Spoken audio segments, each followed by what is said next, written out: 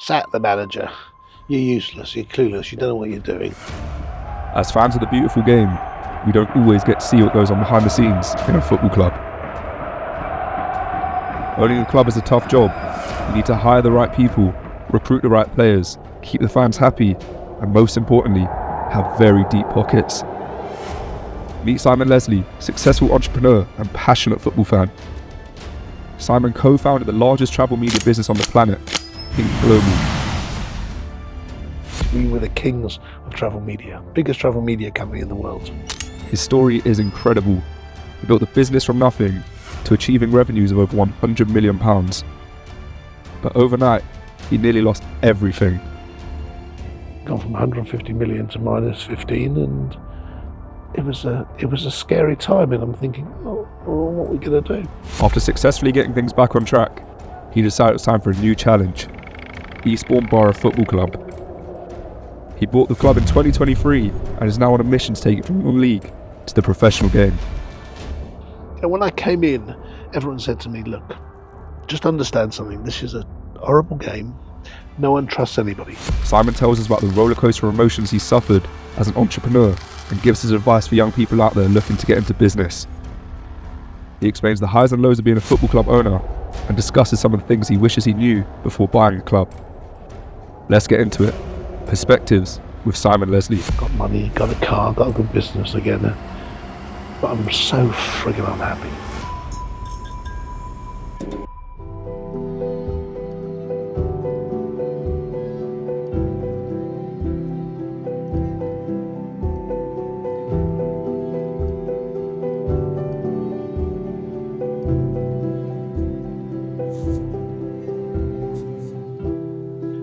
Hi, I'm Simon Leslie. I'm the real life Ted Lasso, and I own Eastbourne Borough Football Club.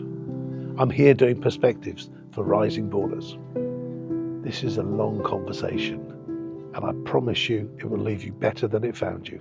Wicked, Simon, welcome. Thank you for coming. Can you kick us off by telling us about where you're from and what your upbringing was like? I'm from Cardiff, South Wales. I left when I was about 11, came to London.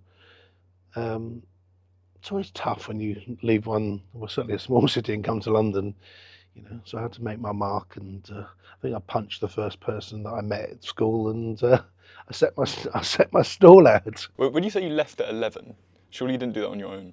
No, the family moved up. Oh, okay. When we were 11. So what area of London were you living in? North London. And how was that environment sort of growing up and things? It was fine. I didn't really like school. No, I hated school. Hated everything about school. Hated the whole learning environment. And it's funny because I say this now, and I say I love learning, but I just didn't like the way they taught people. They taught us I felt like it was an old generation full of crusty old teachers, and today I get to deal with crusty old people in different associations, and I don't like that as well. I believe in youth. I believe in developing youth. I believe in helping people grow and develop, and I get frustrated when people are devoid of change. I see. So how did football start for you? Football has been everything to me. It's a lot of my friendships, a lot of my the stuff that I do through business is about football. So football has been part of everything I did. I was a reasonably good goalkeeper. I don't know if you saw my recent TikTok video. I wasn't very good with the goals. I was much better taking a penalty than saving them. I'd rather that way though.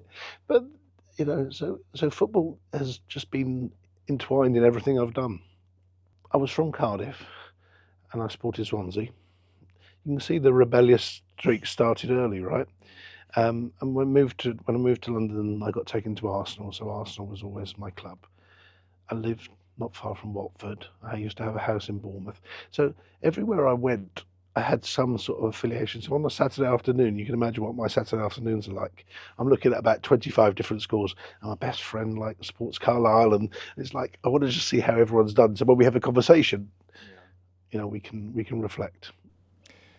Do you think, obviously, I think things change as you get older and stuff, but the context of it changes, but has football been like an outlet for you, would you say? It was a dream for me. Now it's a bloody nightmare. Yeah, I feel the same way. But it, for 90 minutes anything can happen, and you're so captivated by it all, and you're kicking and heading every ball, and it can either ruin your week or give you the best buzz. Last weekend I was stuck in Truro, and my flight was delayed 10 hours either way. In the end, they stuck me in a transit van and drove me back, and we won, so it didn't matter, right? Had we lost, oh my God, can you imagine the complaining I would have done? Yeah. So changing topic, you're obviously quite widely known for your success in business. Can you take us back to the very beginning of your career, how that started? I started off as a door-to-door salesman. So I didn't like school, so it's the first minute that I could get away and get a job, I did. I went and I got the standard, and I found the first job. No experience necessary. I didn't know what I was doing. I turned up and I interviewed and I got the job. What I didn't realise was everyone got the job. It was there wasn't a very high bar, but it was door-to-door selling insurance. So I think that gave me the confidence for life. I think, if you can go through being chased by dogs, kids with guns, ladies asking you if you want to test out their mattress, you can get through anything. It was rejection, cold, fear, all the things combined, and I think it gave me a really good grounding for what lied ahead. I always wanted to be an estate agent. And when I do these talks in America, I say real estate. So I have to remember I'm in England now. I was an estate agent, but no one would give me a job. I was a spotty 16-year-old. I think they thought I might scare off the punters, but it had been in the back of my mind that's what I wanted, and I'd done quite well in insurance. And I thought, right, if I can't get a job in real estate, I'll buy one. So I bought my own estate agency in Willesden Green. And off I went, and it happened to coincide with the greatest property crash of 1987, I think. I mean, interest rates went up to 15% in a day from sort of not very much. That's why when people talk about interest rates today, I'm like, you've not even seen the best of it yet. This was like houses were giving back like there was no tomorrow. I mean, people were just literally sending the keys back and moving out. So it was pretty brutal, and I survived for 2 years, and no one thought I'd even survive for 2 weeks. In your teenage years, when you sort of bought and ran your first business, what do you think gave you that confidence to do that? And were people around you doing that sort of thing? I remember walking into our first sales meeting, and the boss going, "Oi, you, fuck off!" And I thought he was pointing at me, but it was the guy behind me, and I'm thinking, wow, it's a bit brutal. Imagine that today, with your HR and your processes. That was how you got fired in those days. You had no value, bugger off. And I thought, I don't ever want to work in this sort of organisation again. I want to create a place where I want to feel comfortable coming to work, and I like coming to work. And I thought, it's not always true, that if I like coming to work, then other people would quite like to come to work. So I was too scared to go back to employment. I really wanted to make a success of business, so I just kept going. And my dad kept saying, "Get a proper job," and I said, "This is a proper job." And I had 4 failed businesses. They all failed for different reasons. It's a bit like death, really. You really only die one way, lack of oxygen. And business is the same. You run out of cash, right? When you run out of cash, business dies. Doesn't mean the idea wasn't good, doesn't mean the concept wasn't good. No money, no business. So you sort of gone out swinging. Eventually, it's estate agency hasn't worked out. Where did you go from there? Well, one of my friends who I met on the very first day of door knocking, and he became the face of KP Peanuts and Tango, and I think they paid him 50 grand then, which is quite a king's ransom. And he went off around the world travelling and spunked the lot. And then he found me, goes, Si, I've got this great idea. Let's get into advertising. I've seen all these things in Australia. I think we can do it in London. And the property was like, this is never going to end. Probably about 6 months later, it probably did end. But at the time, you just think 2 years of fighting. Okay, we started that. So we started in Wilston, in the same area. We started doing these sort of wipe-on, wipe-off advertising boards that we put through the doors, had the local plumber, local builder, and we were really good at it. And there's still a massive recession, but we're selling all these ads. And we said, let's do a magazine, because that's obviously what you do, and you've got no experience. Let's do a magazine for all the posh areas of London. And let's do it different to the way everyone else is doing it. Everyone else used to have like 40 or 50 pages of property, and then they have a magazine. But the property funded the magazine. We said, right, no property in ours. It's all fashion and lifestyle and eating out. Yeah, okay. So what was the magazine called? It was called Impressions. Impressions, okay. You don't get a second chance to make a first impression. True. So Impressions is going well.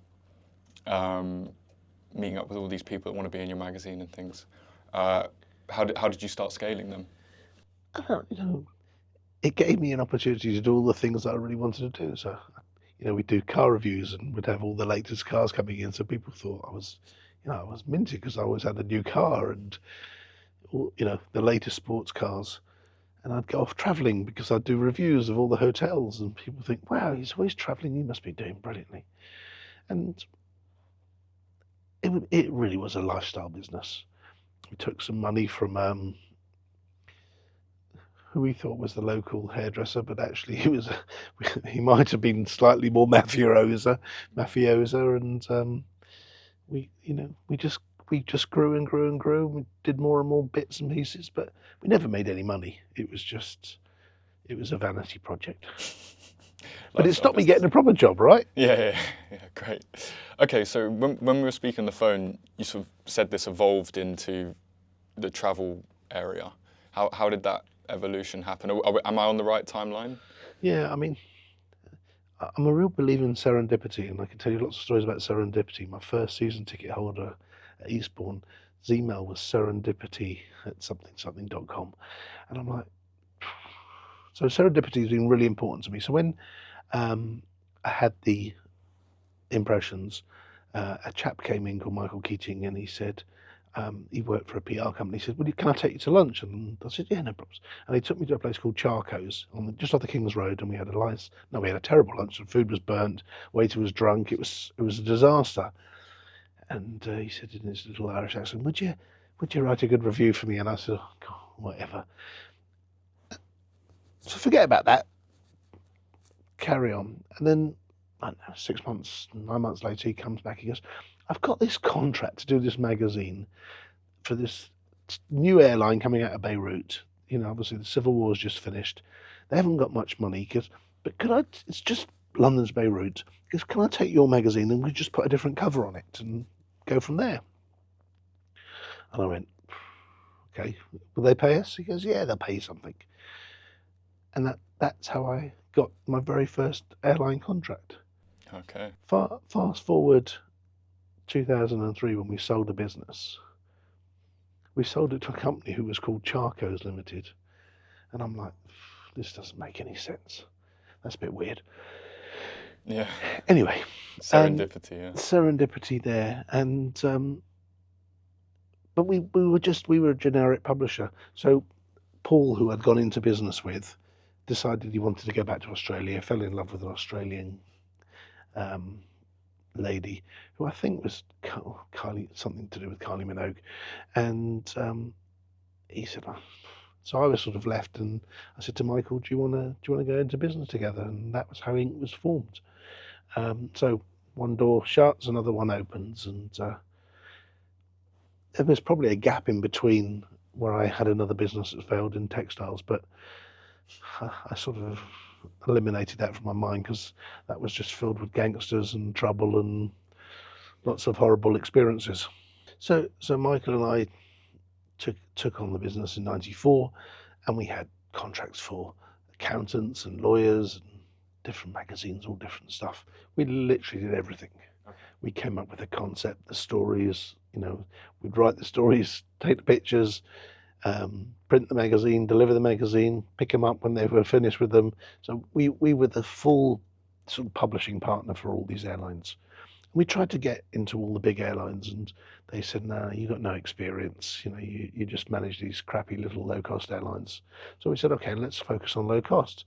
And there was like this.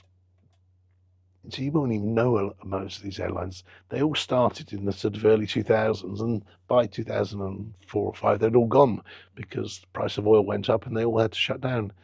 But there was about 55 new airlines started in the early 2000s. And basically, every time someone started an airline, they'd come and say, "Hello, would you do our magazine for us?" And we're, "Oh, go on then." But once they all started dying off, we thought, right, we've got to be a bit more fussy and a bit more choosy. And we got to 2005 and we said, "Do you know what? We're clearly good at this. Let's just focus on the in-flight magazine." We had one office. 2005, we were in Holborn. That was it. We said, right, let's do it. And simultaneously, we opened in Singapore and Atlanta. So 3 different time zones. Wow. No experience of expanding overseas. By this point, there was 4 of us. The 2 people who bought us in 2003 had joined, and we said, right, let's go for this. 9/11 must have been tough. 9/11, Cantor Fitzgerald. They're on the 92nd floor of the World Trade Center. 90% of their staff is wiped out on that morning. Today, that business still exists. Yet, companies in Brisbane blame 9/11 for the failure of their business. So I always took Cantor Fitzgerald's story as an example to me, is that it's because something happens, you don't have to fail, right? You can make a decision, and I guess that's when we come on to COVID. You'll understand my thinking behind that. It's like people will blame circumstances, conditions, politics for failure or for things going wrong, but it's never that reason. It's something that you're doing or something you're not doing that stops you succeeding. We were owned by 3i. The company that bought us was owned by 3i, which was like the biggest private equity company. As I said, these 2 guys turned up and said, "Oh, what are you doing?" And like we were just happy getting on. We were making a few quid. It was the first time in 2003, 94, 9 years. We're making money. Life's good. Got some good contracts. Traveling the world, seeing stuff. Like, I didn't really want to sell it. Now, at the same time, I've got 2 kids, 3rd one on the way, and I'm thinking, I live in a 3-bedroom house. This isn't good. And the next level up is quite a lot more money. And I don't want to do this deal, but I really can't afford not to do this deal. So they came in and offered us some money, and I said, no interest. They came back and offered me some more. And my partner's going, "There's not many opportunities in life where you get this much money." And I'm like, "I know, but I don't want to do it. I don't want to give up our freedom and all the stuff we've gone through. We didn't eat, didn't have any money for about 5 years. Like, we'd go to the chip shop at the end of the road at the end of the night and take their leftovers. And, we were living hand to mouth. And I'm like, how do you negotiate when you want to do a deal, you're desperate to do a deal, but you don't want them to know you're desperate, so you can maximise the opportunity? And that's what I did. And I just kept hanging out. And again, that's what I became quite good at. And we did the deal, and they were backed by 3i. And then a couple of years later, 3i. Just for the benefit of people that don't know, 3i is a private equity firm, right? It was the biggest private equity company probably at that time. And they'd invested in all these sort of .com companies of the 99, 2000, 2001. It was the .com boom and bust. And this was one of their investments. And they realised that the .com had gone and they needed to buy some assets that weren't .com. And so they were trying to buy us to make them, to sort of legitimise their .com business. Got the price I wanted. But, there's no such thing as good or bad. There's just news, right? What was the setup then after you'd sold? How did things change?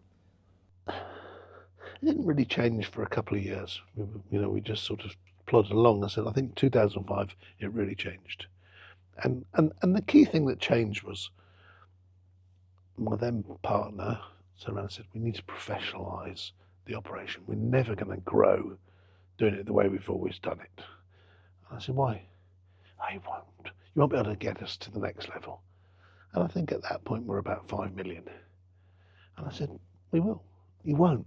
We have to be professional. So what does that mean? Well, we need like Conqueror paper with embossed lettering on it. Because no, we need an HR. We need. And I went, I'm not even sure what that means at this point because I've never had HR. But all it means is you're starting to add more red tape. You start to add more cost. You start to add more complexity to your business. And it brings with it lots of new problems that you didn't have before. So then we got to 2007 and we did this stupid thing where we thought, let's sell the business. So now there's 4 of us, so the business is worth more money than they pay for it. So we've got a business now and we wonder what it's worth. So we call in these bankers and these bankers say the business is worth between 30 and 35 million. Okay. We'll sell it. So we get offers between 30 and 35 million. Do you remember what revenue was at that point? 8, maybe 10. And I'm still getting told. It's quite a nice valuation. But we were growing fast. We weren't making very much money, but it was growing fast. Maybe more, maybe 20 million. Maybe 20 million by then, because we've got a few airlines, 3 offices. And we're going into India, we're going into China, we're doing all the cool stuff. 30, 35 million, I'm thinking, oh, let's go and spend that. We even did some tax scheme to save ourselves tax, where we paid our tax in advance. We haven't done the deal yet, right? And here we are spending money to save money.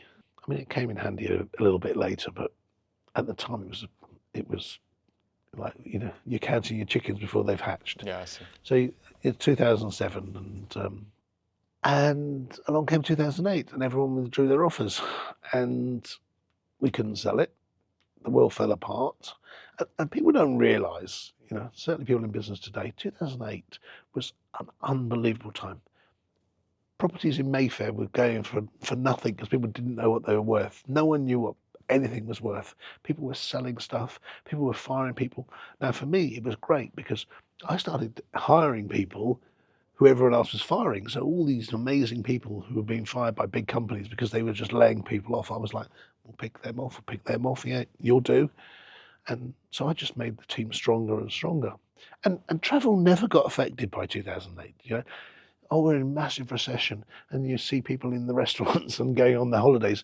They were things that they weren't prepared to sacrifice. So I always thought, travel's going on forever, and we're never gonna, we're not gonna get hit like everybody else. So we carried on going, and it was great. So you didn't sell? We didn't sell. So everyone withdrew their offers. No one could get any finance. The world literally, finance grew to a halt. But made the best of a bad situation, right? Yeah, so I managed to pick up some really good people and we carried on growing. And we were growing. We never made any more than, we were sort of profiting between sort of 1 million and 2.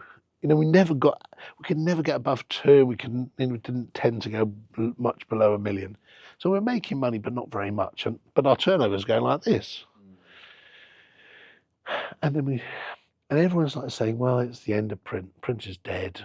I think that started about 2010. You've got to get out of magazines. Magazines are dying. It's just not the business you need to be in. You need to be in digital. That's the way forward. And I think Facebook started 2007. And we said, okay, well, what we're going to do is we're going to invent. So the Americans, the airlines in America started to do apps where you could book your flights on their app. But everywhere else around the world was not doing it. And we said, well, let's do it. Let's get into the apps. And so, okay, what's it going to cost? It's going to cost us a couple of $100,000. Let's just build a few apps. And so, and a couple of the Asian airlines said, we'll do it for one Australian, one Filipino airline. Yeah, we'll do it. We said, we'll take all the risk. Same model as a magazine. We'll take all the risk and we'll pay you some money and we'll give you this app so you can do bookings. We were in Shoreditch by this point, and I had 30 tech people in Shoreditch. We were like a mini tech company. And this is the same time that the banks are all trying to put apps in. So, tech people are like rocking horse poo, right? You can't find any good ones. So everyone's getting poached. 1 minute you've got the best guy and the next minute they're getting poached. Shazam, we had the CTO of Shazam. He built Shazam and then he came to us. He was super cool. He was a big signing. But he couldn't hire to save his life. He made a great cup of coffee, but He couldn't recruit. So we're getting bills every month from recruitment agencies. Like, this is going to cost us a couple of $100,000. You know, we're up to 2 million now. And like, we haven't even got a product yet. And I've got 30 people here, which is bigger than some of the blooming biggest tech companies in the world. And I'm like, oh my God. And it's getting out of hand. And this isn't, you know, there's 4 of us. The other 2 that joined me and Michael are starting to argue. Our board meetings are like Beirut or Kosovo, you know, and it's just like, we're like this, please, can you 2 just shut up? They just could not agree on strategy. One wanted to be prudent and safe, and the other one wanted to go, blue skies ahead, oh, let's just do everything. And we're arguing about it. Like, at the same time, we're spending all this money. But it got to the point where we just went, right, one of you's got to go. Too many cooks, right? And we're either backing you or backing you. And we made a really shit decision. We got rid of the accountant, the prudent one. Sorry, and the other guy was the blue sky guy. He was the blue sky. So we went down the blue sky route. And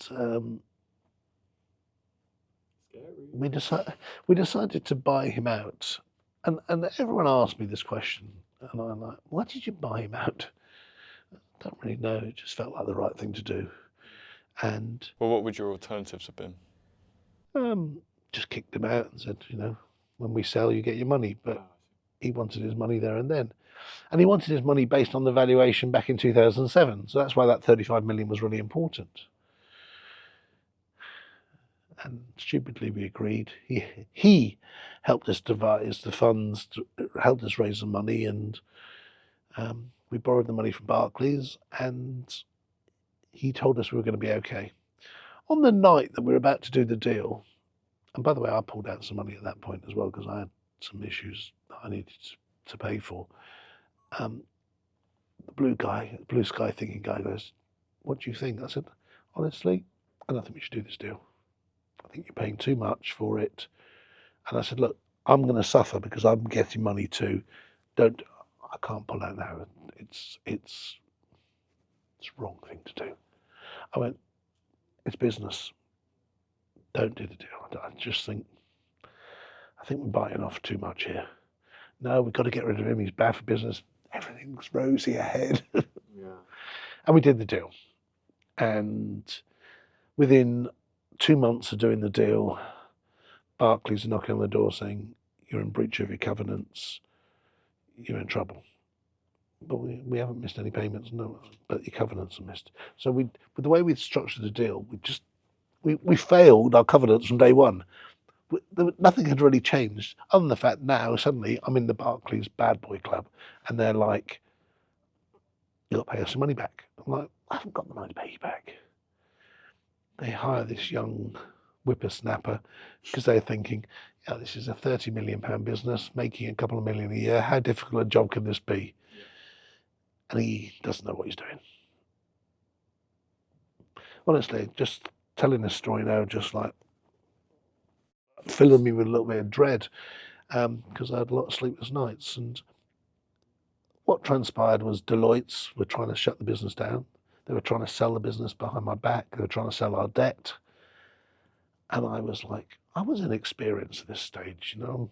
I've been in business 15 years, but I'm a kid, right? I don't know what I'm doing. I never had to deal with all this sort of nonsense before. And I got a fax, because they still sent faxes then, at 5 o'clock or 5:29 on a Friday evening saying, we've sold your debt. You've got until Monday at 12 o'clock to pay us back, or we're going to sell it. I thought, you fuckers. 5:29. This is Barclays. Deloitte did that. Barclays. No, Barclays did it. I mean, I'd called the guy lots of names, and I was told off for using profanity. And at this point, they'd brought Tesco. I don't know if you remember this. You might be too young. Tesco's had got a lot of trouble because there was lots of fraud within the Tesco accountancy team. So this woman had just come out of the Tesco's, and she sat in my boardroom, and she's trying to analyse me, and she's looking at me in the eye and going, Simon, I don't think you can save this business. And I went, That's the most motivating thing I've ever heard. And I got up and walked out. I love that. I love that response. Certainly gave it back to her over the years. It was a new thing to me at that point. So it turns out that if you owe a bank money and they don't want to carry that risk anymore, they can sell it on to somebody else, and they might take a discount on it. So they sell the debt on to somebody else, and then they, in theory, own your business. Because if you don't pay them, they can take control of your business, and that's what they were trying to do in the background. And they were selling it to some charlatan debt fund in America. Yeah, so the Tesco lady said, there's nothing you can do to save this business. You're not capable of saving it. And I spent that weekend raising the money, and I raised the money. I found someone to give me the money. Barclays refused to do a deal with them. In the meantime, I said, I kicked up such a fuss. And I threatened them with headlines in the Standard. They were going to put 300 people out of work, because 300 people at this point, probably 20 odd airlines, including some of the biggest British airlines, were not going to get their magazines because of the decisions they were making. So I really did scare them, and they gave me a bit more time. And then they found someone who I quite liked, who wanted to help me. And he came in and he wrote a cheque to Barclays. And we got into bed together, and at this point the accountant's already gone. Blue skies is not seeing blue skies, he's seeing nothing but dark skies, because we booted him out over Christmas. And Michael and I took the business back, and we said, right, what are we going to do? We've got to do something with this now. We've got to look at it. And I remember the guys who wrote the cheque to Barclays, I said to them, I'm going to sell this business for you, and you're going to get 50 million quid for it. And they looked at me and they laughed. It's okay.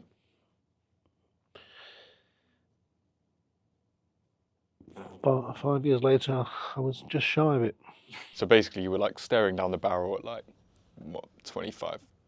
Yeah, it's about 25 years of hard work just going down the can. I mean, I'm looking around the office and I'm trying to keep everyone positive, and they've got no idea what's going on. No one knew a thing that was going on.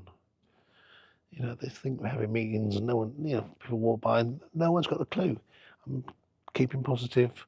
The business was okay. The fundamental, we'd over-invested in this one part of the business, which was a dog's dinner, but the rest of the business was growing and doing fine. And because we'd spent so much energy on a part of the business that was no good, it was wasted energy, and it was affecting the others.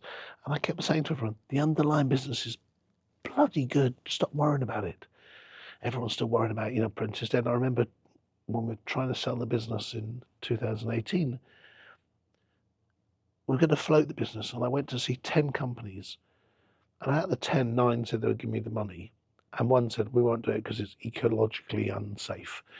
And all these new things started appearing with like, magazines are bad, we shouldn't be doing it, it's not good for the environment. And I said, look, we work with airlines, and nothing is good for the environment that the airlines do. So as you go through different phases of business, you get different problems, and problems are just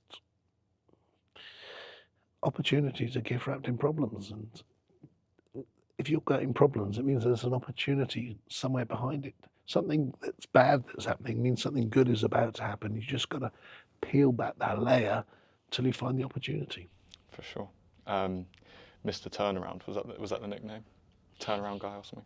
Turnaround king. Okay, Turnaround king. There you go. Sorry, remind me again. What year was that sort of period? 2014. 2014. Okay, so everything's sort of back on track. Yeah, I mean, we went back and we did everything really well. I looked at everything and I broke everything down into the simplest form. I said, right, this is what we're going to do. This is how we're going to do it. We're going to make everybody responsible for you become the CEO of your own business. So each group was run like a little business. So we might have had 30 or 40 magazines at that point. I said, right, instead of having everything as a team, every magazine has got their own team. It's got their own finance team. It's got their own production team. It's got their own accountancy team. And everyone's going to understand the costs of running that business. And then I'm going to compete you all against each other, and we're going to see who's got the most successful team. So one by one, every team got better and better, and it became competitive. We're the most profitable team, we're the most successful team, we're the fastest growing team. So everyone had their little mantle and their award. At the same time, I'm going through a what do you call it today, a mental health moment. I'm sort of 40 years old, so I'm probably 44, 45 years old, and I'm like, what's this all about? Got money, got a car, got a good business again, but I'm so friggin' unhappy. I really am. I really don't know why. So I went on this sort of happiness journey, and I started producing content and understanding the whole psychology of happiness, and what it is and what it does to us. And so I started really looking at culture, and our culture was quite cool, but I really wanted to take it to the next level. And there was a company called Zappos, which I think got bought by Amazon eventually, but they had this really cool culture, and I flew over to Vegas to meet them, and they'd sort of give people unlimited holidays. They pay them to leave if they didn't like it, or everything they did was different, and everyone was sort of cool. And I wandered around and nicked their culture book, and then I started producing my own culture books, and every year they get bigger and bigger and bigger. And by 2019, it was like a 200-page book of all the cool things we did as a company, and people went on holiday, and we send people on holidays, we fulfill their dreams, we bring parents to the kids, because we had people from all over the world, and we do, people were living in remote places, and we'd send their family out to go and see them. So we really did more to giving back, and I realised that the art of being happy was about doing something for others, not for me. For me, it had always been up to that point, now I've got to make money, I've got to do this. And then I said, right, no, it's really important now to do stuff for everybody else. And I think if I do that, I'll be the beneficiary of it. So it wasn't completely it was a bit self-centered. And it started to work. The more people got, the more that I gave, the more successful we became. And we doubled the profitability. So we never gone over 2 million. Then suddenly we're at 4. Then suddenly we're at 8. And then by the end of it, we're at 13. I'm like, wow. Same business, just better thinking and being kind to some more people. And I think that's something that has sort of stayed with me, and it's certainly one I want to bring into football. And that if you look after the people, if you look after your people like you really care about them, not just lip service, you really care about them, then you can achieve some really cool things together. And giving them the data, giving them the facts, giving them the so they understood, so they made decisions.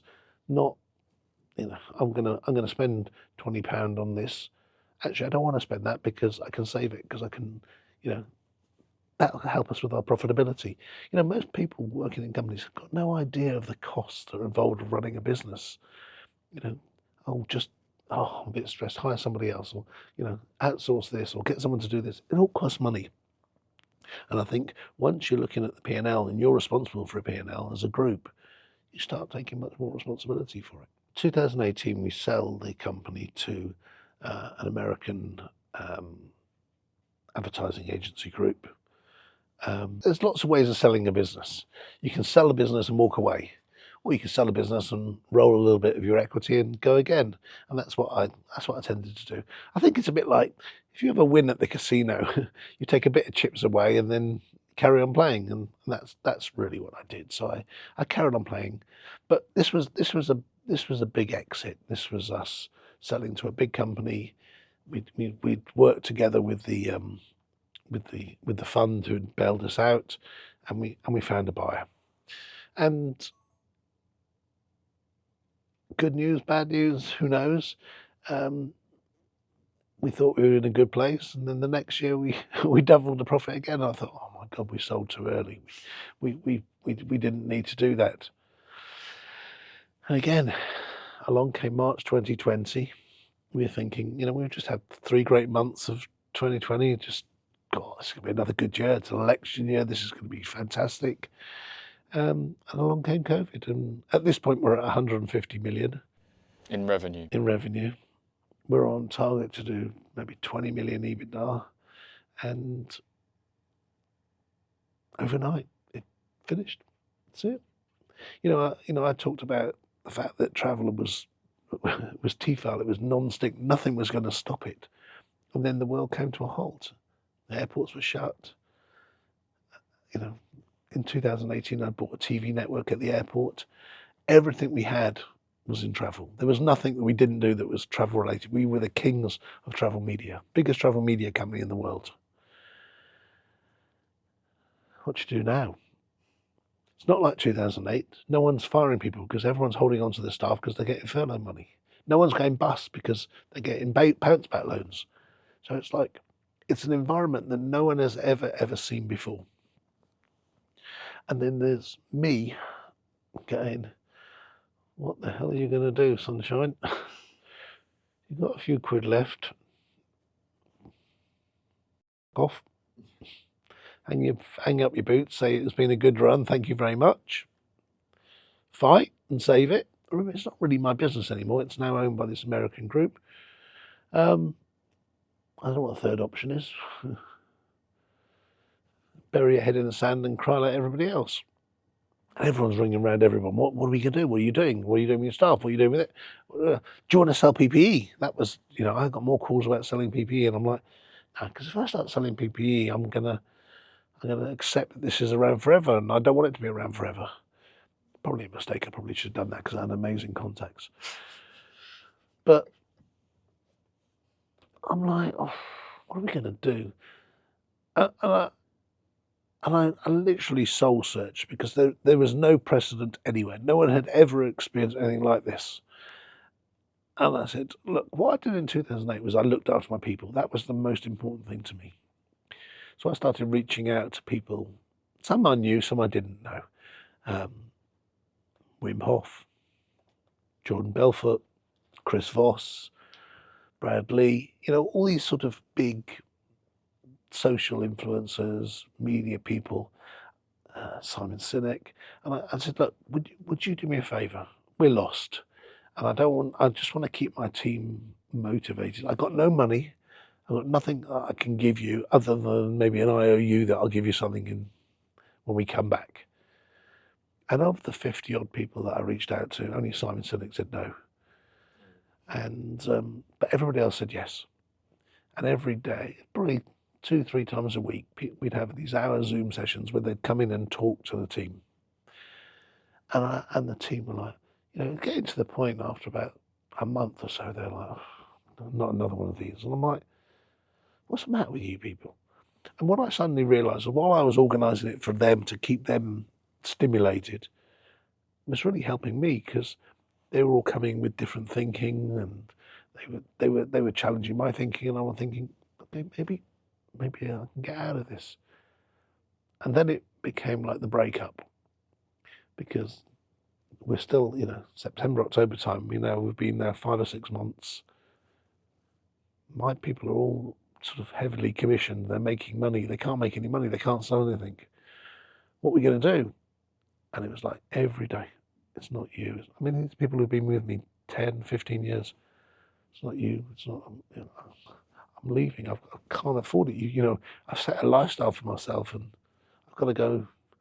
So we started to lose people, and they all started to leave. And we'd gone from 39 contracts to 3.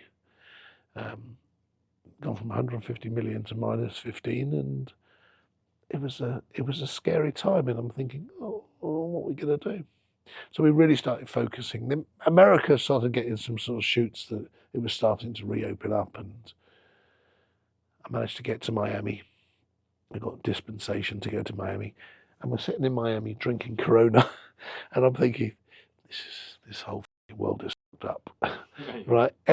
I'm standing in the Mondrian reception, and the woman in the hotel goes, "Sorry, we're fully booked tonight." I'm like, there is a virus all around the world, everywhere shut, and Miami is like full. People are partying like mad. Nothing stopped. And I was like, okay, so I'm going to camp out here for a while. And if I'd left, I wouldn't be back in. So I left my family, and I literally camped in Miami for 3 months with a few of my team, and we just started selling the American TV network and building that up. And that kept us in business, and we built that up and we turned it from this sort of fledgling TV network. CNN decided to sell us their TV. No, it's a really long story. It's another 2 hours episode. But I negotiated with CNN to buy their TV network. They had a big network at the airport. We took that over. We then turned it into a sports network. Today it's sort of the biggest airport network in the world. We play live sports from the NFL, NBA. We had Copa America on recently. We'll probably have the World Cup in 2026. We have Wimbledon, we have golf. And we just entertain people while they're travelling, and we play live sports. And we then did a deal with a company called Sport 24 where we sell the rights to live sport in flight. So we do live sports in travel, so live sports in planes and live sports at the airport. And now the in-flight magazine's coming back too, and it's a funny old story. And I think doing that just drained my soul. I can Really imagine, did. yeah. You know, by 2022 we were back in profit. By 2023 we had the best year ever. And I think the energy that I extolled to get it there was just too much, and I'd just fallen out of love with it. I didn't feel that our American parents really looked after me during that period as well as they could have done. And I'd given up everything. You know, I'd sacrificed my family, I'd sacrificed my health and my well-being just to survive this.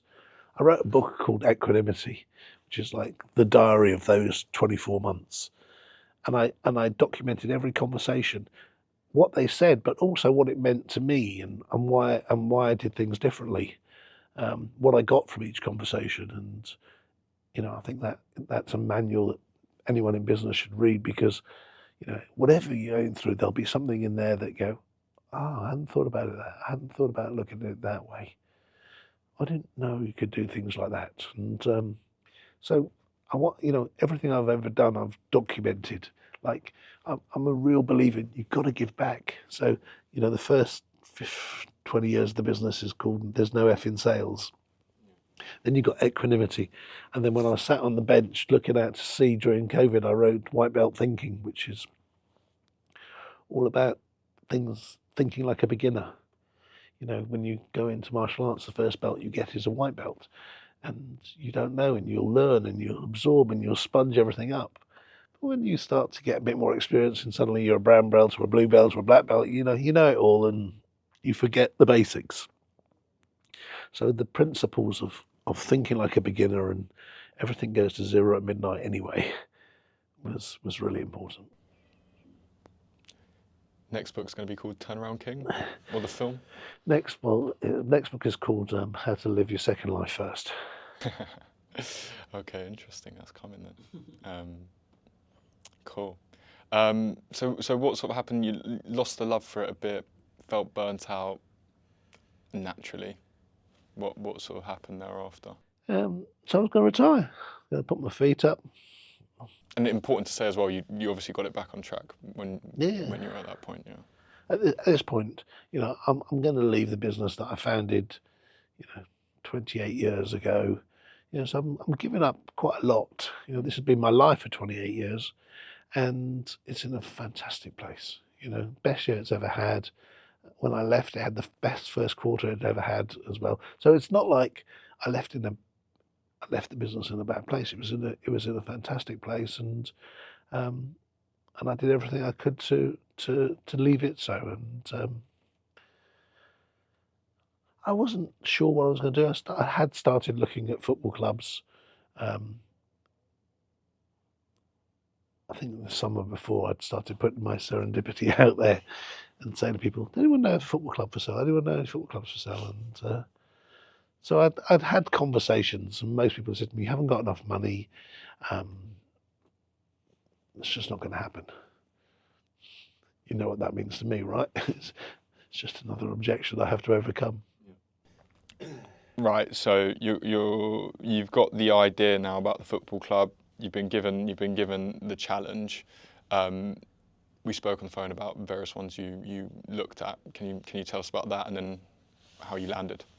Yeah, I mean, I'd heard Northampton Town was for sale. They had problems with the stand. There was some financing issues, and it was probably a massive pill. And I'd gone. The funny thing is, the next team I'd gone to talk to was Colchester, and they were playing Northampton the day that I went to meet them. I just thought, oh, there's another weird serendipity here. And I remember speaking to Robbie Cowling, and him saying to me, "What's your problem? What's the itch you're trying to scratch?" I said, "I don't really know. I just fancy it." And Who's Robbie Cowling? he's the owner of Colchester. He said, "Job serve. How can I help you?" And I said, "Do you not want to sell it?" I said, "You're the only football club in Essex. There's a massive opportunity here." And he goes, "Well, I don't really want to sell it. It's my baby. I built it." And I said, "But there's so much stuff you could do." Nah.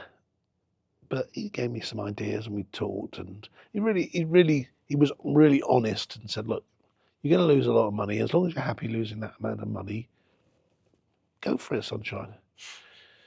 And over the years, I've met Barry Hearn, who owned Leyton Orient. I was introduced to people at Wealdstone, which is in the National League. And then through one of my financiers that I'd worked with, he said, I said, "Do you know anyone in football?" He goes, "Funny enough, I know a guy who used to be he was a commercial director at Millwall, and he also was at Crawley Town. Do you want me to introduce you to him?" And I said, "Yeah, all right, no problems." Didn't think much of it, and then a couple of weeks later I got this message saying, "Oh, I hear you want to talk to me about football." And I said, "Oh, I want to buy a football club because I don't do it. It's a horrible, toxic business. You don't want to do that." I said, "No, I really do." And he was 25 years in football. He goes, I just don't do it, Simon. Seriously. That's my You've been advice. through enough, mate. It sounds like you've been through enough anyway. I said, "No, but I really want to do something good and give back, and I really want to do something different. I want to look after the players. I want to help them post career. I want to think about what they can do when they finish playing football, and bring a bit of that stuff that I brought into business into football." He said, "Are you serious?" I said, "Yes." "No, seriously, are you serious?" I said, "Yeah, this is all happening over Zoom." And he goes, "Where are you?" I said, "I'm in West Ham." He said, "I'm coming to see you." And we went to Wagamama's on the Finchley Road, and he looked me in the eye and said, "If you are serious, I will help you." He goes, "Because that's what I've always wanted to do, and it's just, no, there's never been anyone, everyone talks a good game, but no one's really prepared to do it." And I went, "Oh, I'm deadly serious." He goes, "Right, let me take you to this club." I did some consultancy for this club in Eastbourne. And I went, "Where's Eastbourne?" I said, "Eastbourne near Bournemouth." He goes, No, it's near Brighton." I said, "Oh, I've got a house in Brighton." I said, "Okay." And I sort of set myself some rules. It had to be 45 minutes from one of my houses. So I didn't want to buy. I was offered loads of clubs in Scotland and north of England, and I didn't want to be trekking up and down the motorways. No, what do I do? I trek up and down the motorway most weeks. So he said, "Let's go to Eastbourne." And I turned up there, and I went, "Wow." And if you go and look at a lot of the non-league clubs, they're all sort of around the back of an estate, and there's nowhere to park, and there's 11 acres of land, and there's this football pitch in the middle of it. I'm like, I can do something with this. There's got to be some opportunity here. And so I met it's a charity which is run by a group of trustees, and they got themselves in a pickle, and they needed some help to get out of it. So we started talking. I went there, I think, literally as I'm leaving in March. And I'm like, okay, I want to do this. I really want to do it. Can I afford to do it? Nope. I'm still going to do it. And tell my wife. She goes, "You're crazy." But I said, "Look, I've been, in life, I've been reasonably blessed. I've had a lot of luck, and I've managed to fight a lot of fires." And I said, "Do you know what? If it all goes Pete Tong, it'll be another one of my learning moments." I said, "But what am I going to do? I've got no job now. She said, but you can, I was consult. People will invite me to consult for them and help. And I said, yeah, but I give people advice, they don't do it. And then I'll come back a month later and I've given them more advice and they still haven't done it. And it's like, it's great, well done. I said, I really want to do something, again, for other people, not just for me. Of course, I'm going to get the afterglow of it, or as I found out, not. And I was scared. I mean, I've gone from being in a business where I farted, I got paid. I've been at the World Cup finals, I've been at the Super Bowl finals, I've been to whatever I wanted to do, everything was paid for. And now I've got to pay my own insurance. I've got to pay for everything. This is really scary. And this is going to take up probably most of my money. And I went, it'd be a great story, wouldn't it? It'd be a great book. And he went to the casino. And probably from March to about June time when we're negotiating, back and forth, and so many. I mean, you've got no idea the hurdles. I mean, the FA good and proper I passed in about 20 minutes. But the other stuff you have to go through to buy a football club is just insane. And because there was change of control and they had some bounce back loans, they had all these different things that I had to deal with. And Sport England were about as helpful as a chocolate fireguard. I'm like, what are we going to do? And the season is coming. We haven't done a deal. They need money. They either got to make the decision to go on their own, or I've got to put some money up, and I still don't own the club. Yeah. So that's what we got to. And I had to make a decision overnight. I'd already started helping them towards the end of the previous season. They were that close to the playoffs, but they didn't have any money for buses or coaches. They didn't have money for snacks. I mean, he said, can I go to Tesco and buy some snacks so we can put them on the bus? I said, of course you can.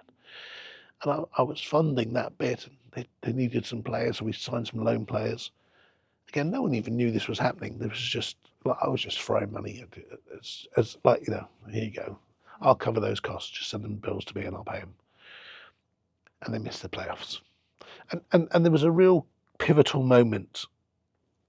I think if you look at how far I've come in a year, we're in Braintree, which is in Essex, and we're playing Braintree. So I think they need to win this game to get into the playoffs, or not lose it to get into the playoffs, I think it was.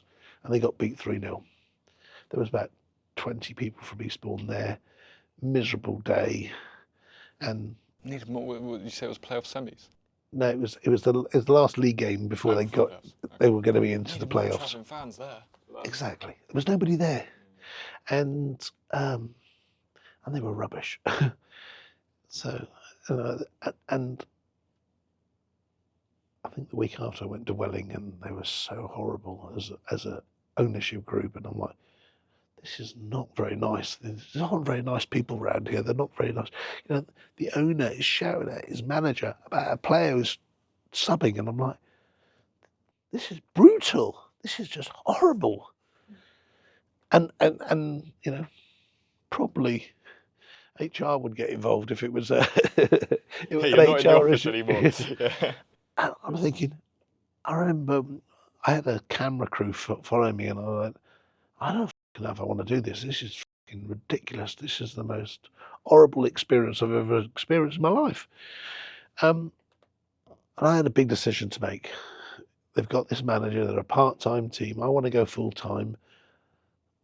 I don't think he came up with a whole business plan which wasn't good enough. Everyone knew he wasn't the right man, but everyone didn't want to fire him because he was been there. He was like Mr. Eastbourne. So I had to make a few very big decisions very quickly. One of them, we're going to stick with him and stay part-time, and we're going to go full-time. Am I actually going to put my money in even though I don't even own the club? Am I going to have to pay off all their debts? I'm going to do all these things. Everything was asked about it. And feet are freezing, right? Talk about cold feet. Mine are like, And I'm literally standing in the sea in Brighton thinking, why are you doing this? What is this all about? Yeah. I thought, you know what, I have to do it. I have to do it. I'm in. I've got stung. I've got the buzz. Yeah, you've got the bug. Yeah. So that's what we did. We took over the club from the 1st of July. We sacked the then manager and recruited a new manager who'd never been a manager. Amazing coach, had been at Brighton, had developed, all the superstars in the Brighton first team. He developed all of those. They were all in his team. And it was his first chance. He was a player at Millwall. He scored against Arsenal, and it was always on his WhatsApp in the picture of him when he scored against Arsenal. So he and I had the problem from the start, really. And so I hired him, and he started off brilliantly. We did amazing recruitment. And, these are all the greatest young players. Everyone was like, what are Eastbourne doing? This is really exciting. We won the first game. We didn't lose the second game. And then, I don't know what happened. The wheels fell off the bus. Right. We started getting injuries. Did we not do medicals on any of these people? You don't really do medicals at this level, Simon. But did we not check them out? Did we not any... First, all right. First game of the season. But I'd set my standards out, right? People started calling me the real life Ted Lasso, right? Because I was bringing in these qualities in. And I had my first game of the season. Player tears his cruciate, or ACL. MCL, I don't know. Whatever the worst one is, right? ACL. And I said, right, we got insurance. No, we were... So what happens? Well, at this level, it's, sorry, mate. Go to the NHSQ and, we'll say, we're a professional football club. We set our standards out. We said, this is how we're going to behave. We're going to look after our players. We're not going to throw them out in the... So I said, okay. Monday morning, he saw a surgeon. By Friday, he was operated on and we paid for everything. It's an expensive lesson, right? I always say to people, you're going to get these lessons in business. Wipe your mouth, move on. And as you get bigger and bigger, your lessons become more and more expensive. So that was my first lesson. Then what transpired was we had more injuries than any club in any league anywhere in the world. I'd been a real anti-work from home during business. I just think it's bad for the mental health, it's bad for people. Everything about it is wrong. You lose all the cultural brilliance that business has. And I'm working out, I've got the first work from home football team. Yeah, no one can play anymore. Yeah. There's nobody on the pitch. Oh, they're working from home today. So we didn't have any players, so we had to get loans in. We had to literally, we're playing with kids and loanies, and we started to lose. We're starting to lose and lose and lose, and every game we're losing. Sometimes we're playing brilliant football and losing. And you're thinking, what else can go wrong? We get knocked out of the cup at the first round. Both cups. Right. This is miserable. This is so horrible. The fans are starting to revolt. We started the league sort of here, and we're now dropping down, and we're on the precipice of the relegation battle. One of the people who I'd brought in COVID was Tim Grover, who was Michael Jordan's coach, and he came in and he talked to them. We had little bouts. We won 2 games. And I said, don't need you anymore, Tim. Thank you very much. Then we started to drop again. And all of a sudden we're in the relegation zone, and we are probably about 9 points adrift of everybody else.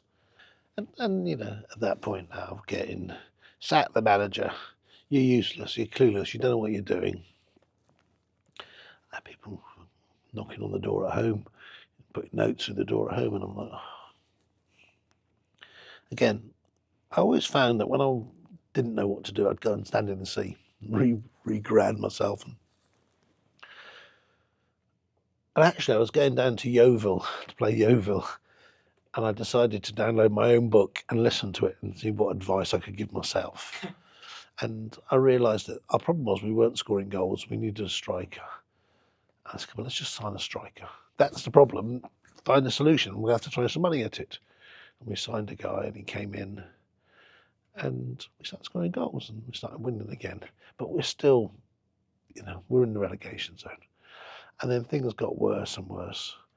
And it got to, we lost, in non-league, it's changed this year, but before you played your nearest team over Christmas and New Year. So we played Worthing Boxing Day and New Year's Day.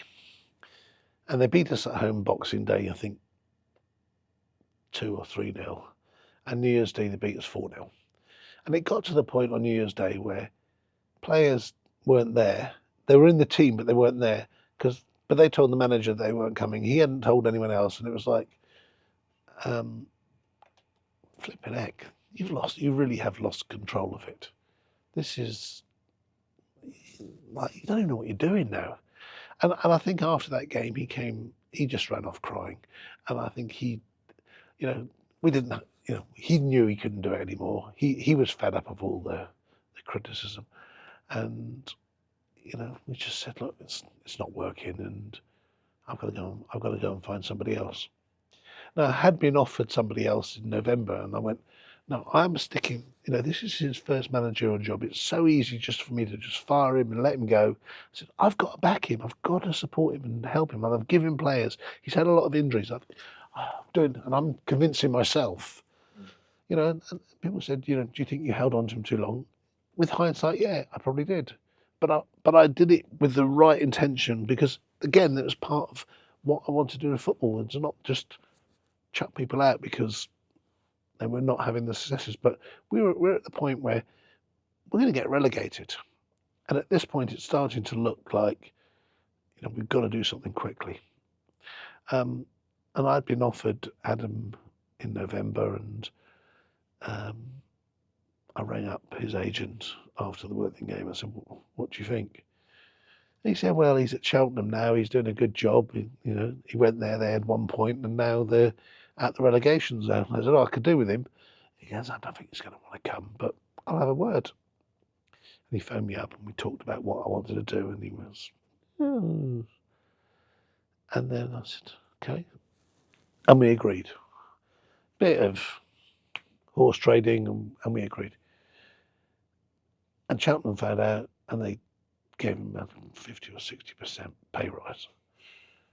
And I said, look, I wrote him a card. I wrote a card, sent it to his house. I said, I wish you all the best of luck. I said, lovely chatting with you. I said, but we're not going to match that. We're a non-league club. So we started hunting, and I don't know, about 24 hours later, he phoned me back. He goes, I've talked to the wife because I really want to do this. I really, really want to do it. And I said, but there's no more money. He goes, no, I understand. Then the flipping Cheltenham owner put in the paper, Eastbourne have overpaid him. We offered him all this money. They're obviously paying him more.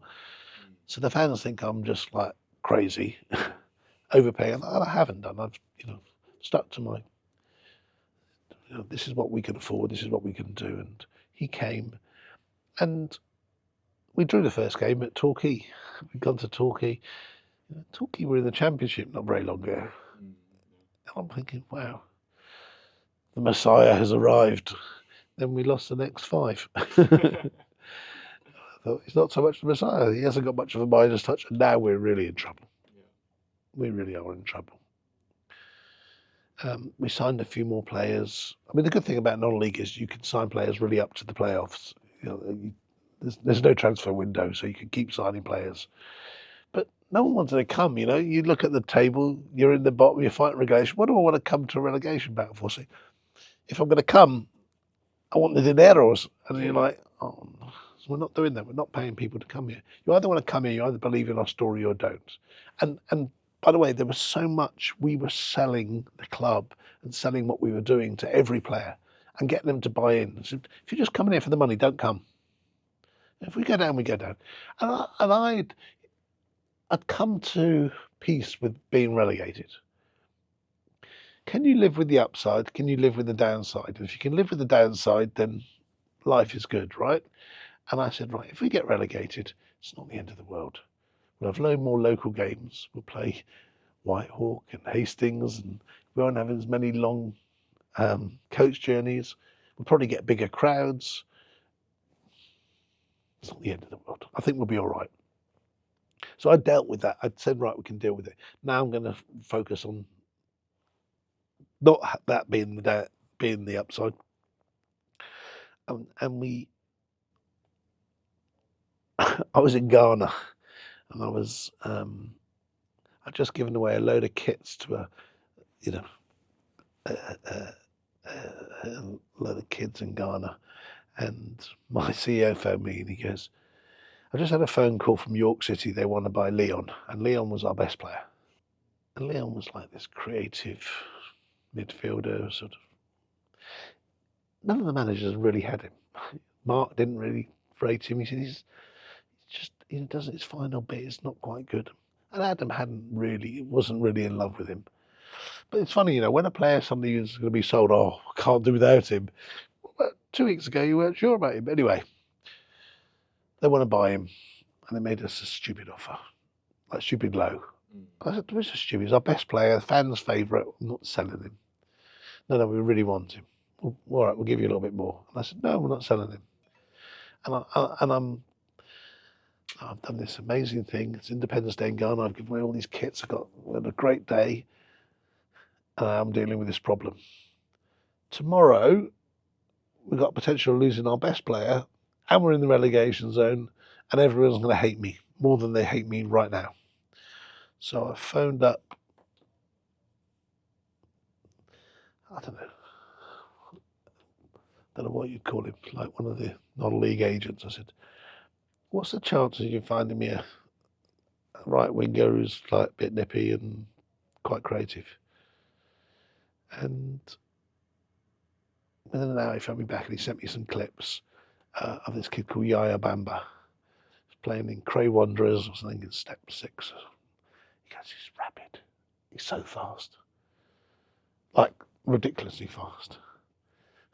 He came in and like everybody looked at him and went, flipping out, how fast is that kid? And he was there the next morning. Lucky with Ghana, it's the same time zone as here, so it's about 6, 7 o'clock at night. And New York had just drive. We need an answer now because we want him to come tomorrow morning. I'm like, no. And the price is getting up and up and up. And the terms are getting better and better. And I'm like, this is going to be an unbelievable bit of business. This is going to really help me. Because I could do with the cash right now. Because I'm well over budget. So these are the decisions you're having to make, right? I'm used to just deciding, what paper we're going to use and what printer we're going to use. And should we sack Doris or should we keep her? Now I'm like, you asked me if it's like Real Life Football Manager. I mean, how much more Real Life Football Manager is like? Can it be like, right? What do we do? Okay, tell York this is what we're going to do. This is my best and final. They want to do it. That's the deal. They agree. Yaya's there the next morning, and we sign Yaya. We announce Yaya. Fans go ape. Sold our players. We're in relegation. You are fucking clueless. You don't know what you're doing. Why are you doing this? Yaya starts Saturday. Leon who? He scores a goal and I think we win. And I think from that point onwards, we lost 3 and 20. The only game we lost, which was a 5-1 beating, we had 2 players sent off to Maidstone, was changed our social media for the better. We scored a wonder goal that appeared everywhere, and all of a sudden we had all these social people following us, and our social has been growing ever since. We grow about 1,000 fans a week, and it's like, every time something bad happens, that's what I keep saying to people, something good is going to come out of it. Yaya went on, just scored, outrun all defences. I also think towards the end of the season, non-league teams, if they're not in the playoffs and they're not getting relegated, they're all getting a bit tired. They're all the part-timers. They've had enough. They played 40-odd games. We've still got a young, fit team. All our injuries are starting to come back. We've got a good squad now. and we're really hard to beat. We start to creep up, and it is literally, you've got 3 games to go, and we need people around us to lose points. We need to win, the permutations. 2 games to go. We go to Weston-super-Mare. I found out all these cool places I've never been to in the UK. All of a sudden, I'm travelling around the UK I've travelled around the world, but I've never been around the UK as much as I have been in the last year. And we're winning, and we're in the 92nd minute. We're going to be safe, and they equalise. Means we've got to go to the last game of the season. Thursday, I go to watch West Ham versus Dortmund. Is it Dortmund? What's Xabi Alonso's team? Leverkusen. Leverkusen. So West Ham, Leverkusen. And I'm sitting in the stand, and Leverkusen score, and I jump up, and everyone looks at me. And I've jumped up because Taunton Town have just lost. And it just happens to coincide with the Leverkusen win. Taunton Town have lost, we're safe. Scenes. Yeah, incredible. And I said, there's nothing to do with this. Taunton Town have lost, we're safe, we're safe. And the people are looking at me like I'm crazy. We're safe, we're safe. Everyone's ringing. I get a phone call. The boys are heading to the club. Will you put some money behind the bar? I said, yes. They are, everyone, wherever they come from London, they all head to the bar and they hit Eastbourne and they start drinking about 9 o'clock. They literally drink until 3 o'clock. They are hammered. It's just Thursday night. Friday morning, they have to train again. And we're safe. And like the culture and the bonds, it's like, when I came in, everyone said to me, look, just understand something. This is a horrible game. No one trusts anybody. Players don't trust the manager. Manager don't trust the owner. Owner don't trust the players, the managers, the CEO, or the fans. Everyone, there's no trust in this game. It's a circle of no trust. By the end of it, we had so much trust. Players would ignore me when I first started, and they were like, come and talk to me. And then they'd come into my office in London and come and spend time with me. It's like, they could see that everything I was saying, I was sticking to the principles. And it's been really hard to do that. It's been really hard writing checks every month to keep this thing afloat, despite all the criticism, despite all the negative feedback. And yet, I'm doing it. I'm achieving it. I'm getting there. And we sort of kicked into this season, and we were second in the league up until the weekend when we had a little bit of a whoopsie. But we started the season well. We've only lost once. I have a sign in the change room which says "playing at the speed of trust." Because if you don't trust each other, if not everyone is pointing in the same direction, got the same belief system, you can't go as fast. And I think it's really important. It's really important in business. It's really important in football. My first question I wanted to ask you about is, you told me a little anecdote on the phone that we haven't mentioned yet about what Barry Hearn said to you about Leyton Orient, about the percentages. And it sounds like that West Ham moment was, the 1%? I don't know what his percentage split was, but yeah. Can you explain the Barry Hearn thing and then apply it to your story? When I sat with Barry and I said, well, what's it like? He goes, well, I owned Leyton Orient for 19 years and I think we made money in maybe 2 of them. But if I think about my life, Simon, and bear in mind I've done some very exciting things in my life. He's changed snooker, he's changed darts, and he's changed boxing. He said 4 out of my top 10 moments were football related. He said, so 40% of the greatest days of my life were linked to football. And he goes, I can see that same sparkle in your eye. And he goes, I can see you've got it, and you will have so many highs and so many lows, probably a lot more lows than you'll have highs, but you will have some fabulous days in football. And I alluded to this earlier, Braintree Town was the horrible day. So the last day of the season, we're playing Braintree Town again. There's 300 people there from Eastbourne. Braintree have got a fantastic thing, right? They're already in the playoffs, right? But they need to win to be 100% sure. We've outsung them. We've outnoised them. You know, for the first 20 minutes, the boys were still hungover from Thursday night, right? They were like all over the place. We're like 2-0 down. And then we start playing. And we win 3-2 in the 90-odd minute. And this is the team that finally got promoted, actually. They're now in the National League, and we beat them. And there's a picture on somewhere of all the players, the managers, and the fans huddled together. Every single fan is in our kit. Everybody is smiling. There's love for everybody. And I just think, you know, when you take they were a year apart, the dates, by the way, literally a year apart. You say, that's how we were a year ago. That's where we are. How far have I come? You know, when I arrived, there was, you know, people they sold 57 kits. We sold over 1,000 kits last year. And it's like, I know I'm making progress. I know that I've achieved a lot in that time. We had no social media following. We've now got nearly 200,000 followers on various platforms. We've now got proper sponsors, proper media partners. We've got a stadium named partner. We've got commercial revenues which are triple whatever probably the best in the league has ever done.